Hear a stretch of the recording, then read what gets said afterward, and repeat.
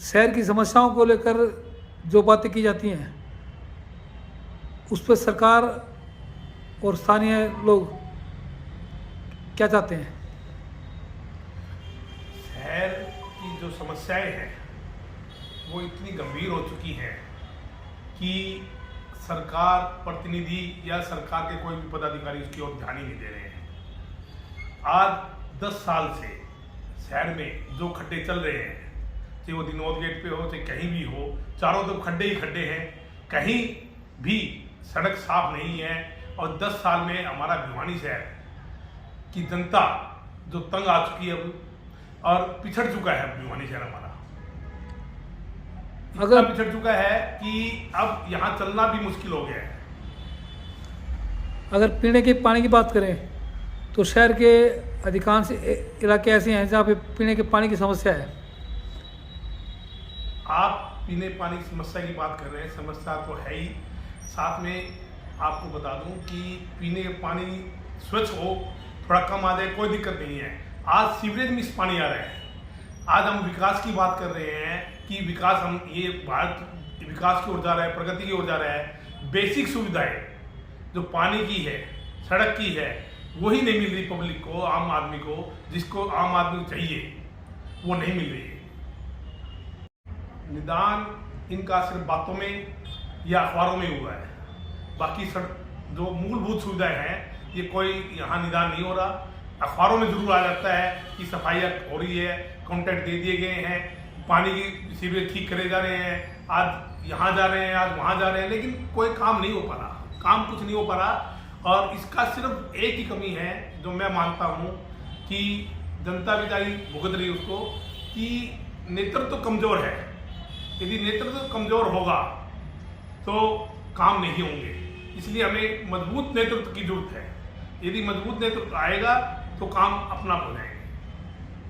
मैं ये समझता हूँ कि गवर्नमेंट के जितने भी अधिकारी हैं वो सब घर में बैठ करके काम करते हैं। कोई किसी भी वार्ड में जाकर के सर्वे नहीं हुआ कि कौन व्यक्ति मर गया, कौन छोड़ करके चला गया, किसके वोट बनने चाहिए, कौन व्यक्ति कहाँ से कहाँ शिफ्ट हो गया। केवल कागजों में पूर्ति की जाती है और लिस्ट यूं की यूं रखती।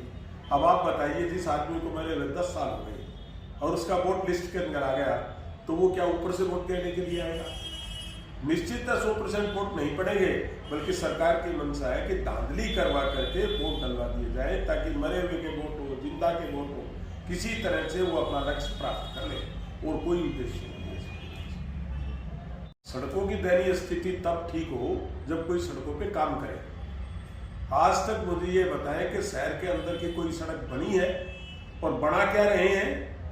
ये टाइलों से, ईंटों से, सीमेंटेड सड़कों के ऊपर बिछा करके सड़क बनाई जा रही है। ये एक भ्रष्टाचार का तरीका है।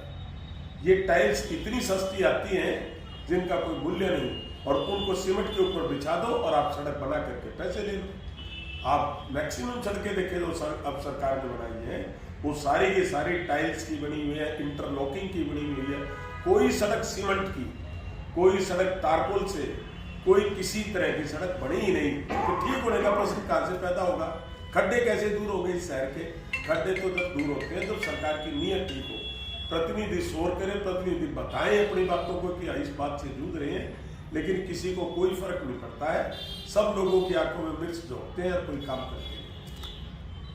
14 से पहले किरण चौधरी जी मंत्री थे और उनके पास यही विभाग था, और इस विभाग के अंदर अगर कोई काम भी बने भी हुए हैं सीवर के तो केवल उन्हीं के समय में। उसके बाद तो कोई काम हुआ ही नहीं, न कोई वाटर बना, न कोई सीवर का काम हुआ, न कोई नई लाइनें डली, न किसी नए क्षेत्र का विकास होकर के पानी की लाइन डली। केवल कागजों में, बातों में, और ऐसे खड्डों को फिर खोद देते हैं, फिर भर देते हैं, करते कुछ नहीं है। तो अगर शिविर का काम होगा ही नहीं तो शिविर चौक ही होंगे अपने आप। और नेचुरल है कि आज आबादी बढ़ रही है, शिविर पे काम की जरूरत है, तो सरकार को ध्यान देना चाहिए। लेकिन सरकार इस बात को कोई ध्यान नहीं देती कि शिविर चौक होते हैं, इन्हें ठीक कराया जाए, नए डलवाए जाए, बड़ी लाइन की जाए। कोई भी योजना ऐसी न तो है और न भविष्य में लगती है ऐसी आए। शहर की जनता इन समस्याओं को लेकर क्या सोचती है? क्या कोई उम्मीद है? शहर की जनता राम के हवाले चलती है आज की सरकार में, और ये उम्मीद करती है कि आने वाला मजबूत नेतृत्व आएगा। और अगर परमात्मा की कृपा रही और किरण चौधरी जी के हाथों में कोई पावर आई तो आप उम्मीद कर सकते हो इस शहर का विकास होगा, अन्यथा तो वही डाक और वही बात ऐसे ही चलेगी। विकास नहीं ना, विकास होता दिखता रोड के ऊपर।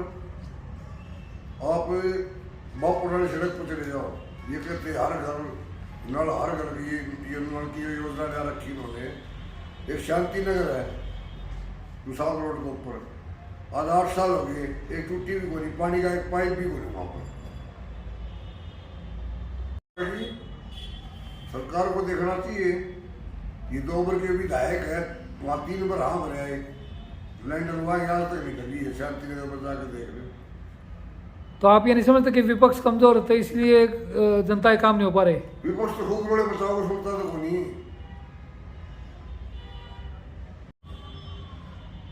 ऐसा है, शायद जो मेरे विचार है वो ये है कि सरकार की जो मंशा है वो इसको काटने की है, क्योंकि जो पहले कार्ड बने हुए थे वो मान लो 1-2 गलत भी थे तो उसको सर्वे करवा के जांच करवा के उसको ठीक करवा देते हैं। 1-2 गलत हो गए, इतने गलत नहीं हो सकते कि इतने गलत कार्ड बन गए, इतने कट गए कार्ड। तो यदि मैं पूछना चाहता हूँ, यदि इतने कार्ड गलत थे तो पहले बने कैसे? दूसरी बात, आज राशन किसी गरीब आदमी को चला जाए, कार्ड बना ना बना गलत है ठीक है, 5 किलो राशन यदि चला जाता है, गवर्नमेंट दे भी देती है तो क्या फर्क पड़ जाएगा? गरीब का भला होगा। आज हमारे देश में अडानी जैसे कई है जो करोड़ों रुपए अरबों रुपए खा गए, अब यदि गरीब को 5 किलो राशन दे दिया जाए तो क्या फर्क पड़ेगा? राशन कार्ड जो है, ये आईडी जो इन्होंने बनाई है, काटे हैं SCBC के जो भी है पहचान पत्र वगैरह, इसको सर्वे करवा के ठीक से इसको दोबारा इसको सबको ठीक किया जाए। और मेरी यही सरकार से मांग है कि दोबारा इन कार्डों को रिन्यू किया जाए सबको, और सभी को उनको सुविधा दी जाए। मैंडेट जारी करना पड़ता है जी गवर्नमेंट को, और मैंडेट के लिए आपको हाईकोर्ट में जाना पड़ता है, क्योंकि these are the beneficiary policies of the government. इसको अगर आपको चैलेंज करना है तो सिविल कोर्ट के बजाय आपको हाई कोर्ट में मैंडेटरी इंजंक्शन लेना पड़ेगा, गवर्नमेंट के खिलाफ डायरेक्शन लेनी पड़ेगी कि वो उनको सर्वे कराए और ठीक तरह से लागू करें। तब जा करके ये आपकी जो जनहित की बातें हैं, फैमिली कार्ड की बातें हैं या वोटर कार्ड की बातें हैं या राशन बंटने वाली बातें हैं, ये तब जाके गवर्नमेंट की डायरेक्शन से पूरी होगी। वरना गवर्नमेंट की मंशा ठीक होती तो घर बैठे सर्वे थोड़ी होता है। किसी का सर्वे नहीं किया, किसी की इनकम ज़्यादा बता दी, किसी के परिवार बिल ज़्यादा बता दिया, बिल बिजली बोर्ड को देना है। किसी गरीब आदमी का मान लो बिल ज़्यादा दे दिया तो उसका आप दूसरा बेनिफिट भी काट दिया। तो ये तो सरकार को जनहित के में सोचना पड़ेगा। नहीं सोचेंगे तो मुझे लगता है कि भिवानी के लोगों को ही नहीं बल्कि सारे हरियाणा के लोगों को हाईकोर्ट का दरवाजा खटखटाना पड़ेगा। ये गौ सेवा आयोग जो बनाया है इन्होंने, ये केवल चंद लोगों को बेनिफिट देने के लिए बनाया, और मैं ये समझता हूँ इससे बड़े दुख की बात नहीं है कि गाय के नाम से चंदा इकट्ठा करके, गाय के नाम से चंदा इकट्ठा करके खा लिया जाए लोगों के द्वारा। आप ये देखें कि पहले ये कहते थे भाई गौ सेवा आयोग बना दिया है इसलिए कोई पशु आपको आवारा नहीं नजर आएगा। मैं ये समझता हूँ स्थिति बिल्कुल विपरीत है।